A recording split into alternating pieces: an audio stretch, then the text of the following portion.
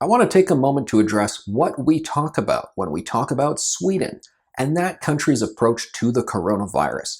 Based on a lot of the media coverage that we get about Sweden here in Canada and English language media, you would think that there's two extremes going on. There are responsible countries who are locking down and doing restrictions, and then there's Sweden, which doesn't care, and they care more about, I don't know, business and the stock market or something, so they're not bringing in any lockdowns. And that's kind of the choice.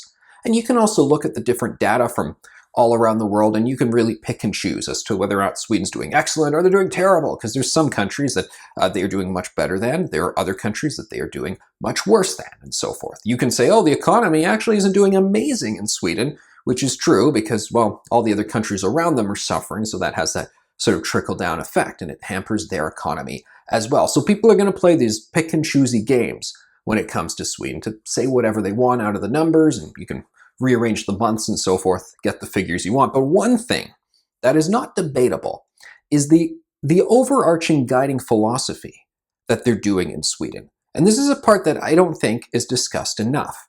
And what guides them is individual responsibility, personal responsibility. They have restrictions in Sweden. People are wearing masks. There's a whole bunch of things that people are not doing because of coronavirus. There's a whole bunch of non-essential activities that are not going on and so forth. But here's the thing. That's voluntary choices. They believe in massive public education. They have trust in each other, strong civics, and their officials are out there and they're saying, look, here's the problem with coronavirus, these indoor group gatherings and so forth, not wearing a mask. So here's what we really urge you guys to do. Look at what you're doing in your life, look at your activities and so forth, and please, we encourage you, bring these precautions into mind as you go about your daily life. And many, many people are doing just that.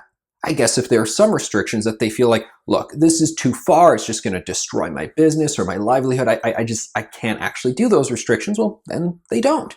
And then they're trying to find that happy medium, that balance. But here, we have these blunt restrictions where we say, like we have said in Ontario, all right, we're reopening the gyms. And you know what? That cavernous 2-story Good Life, only 10 people at a time can be in there. And you know that tiny little micro boutique gym?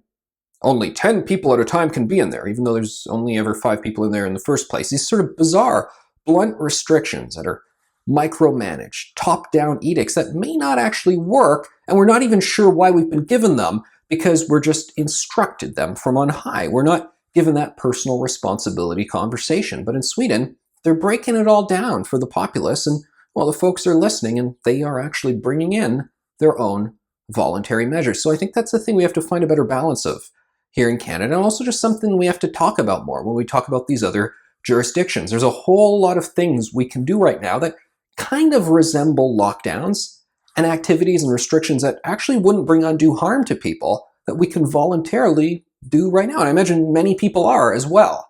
It's just a lot of those top-down, aggressive government lockdown people, they're just refusing to acknowledge that. And I think that's a shame.